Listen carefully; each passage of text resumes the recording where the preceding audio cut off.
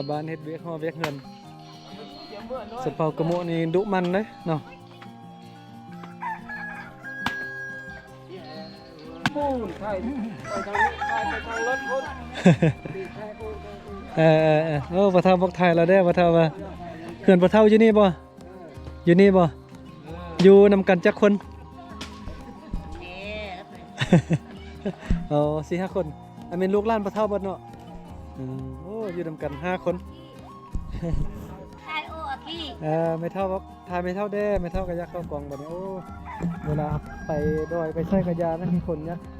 เข้ากองนำก็รู้สึกมีกำลังใจในการถ่ายคลิปก็ได้ เพราะว่าไปดอยบางคนเขาเจ้ากระยานนะนี่ก็ยังตามเข้าทุกมือบ่ทุกมือเนาะ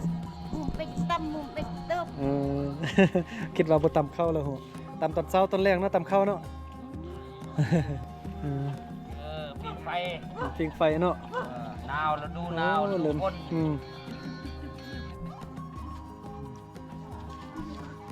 บรรยากาศยามแลงแต่ละครอบครัวแต่ละหลังเฮือนก็พากันนั่งปิงไฟเด้นึ่งข้าวคั่วกินเนาะปิ้งซีนมกปลาก็ว่ากันไปเนาะ สบายดีเด้อขออนุญาตถ่ายเด้อถ่ายคอนเทนต์นำเนาะพอดีว่ามาเห็นเอื้อยเพิ่นซ่านทงสบานตัวนี้ยังใช้ชีวิตแบบดั้งเดิมง่ายๆเนาะหาอยู่หากินตามธรรมชาติบ่วุ่นวายคือสังคมในเมืองเฮาบรรยากาศตอนแลงทางด้านนี้ก็นั่งปิ้งไฟซ่านทงเนาะเบิ่งบรรยากาศยามแลงเนาะเอื้อยเพิ่นก็ปิ้งไฟนั่งซ่านทงบ่ไปให้ไปส่วนบ่ช่วงนี้นะแล้วเนาะเดือนนึงเป็นช่วงที่พักผ่อนเนาะโอ้สบายนะบัดนี้ไอ้เนาะ เหือนอยู่มอนำสบายบัดนี้เหือนไผที่อยู่มอกับน้ำกอกแบบนี้ก็จะสบายเนาะบ่ได้แบกบ่ได้หาบบ่ได้ย่างไปไกลสำหรับเหือนไผที่อยู่ไกลน้ำกอกแบบนี้ก็โอ้จำเป็นเลยได้แบกได้หาบเนาะถึงว่าอยู่ไกลก็จำเป็นย่างไปบางน้ำยังใส่ได้อยู่เนาะ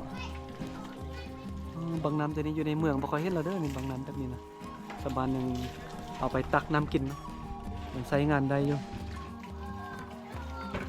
อันนี้เป็นให้เหล้าของ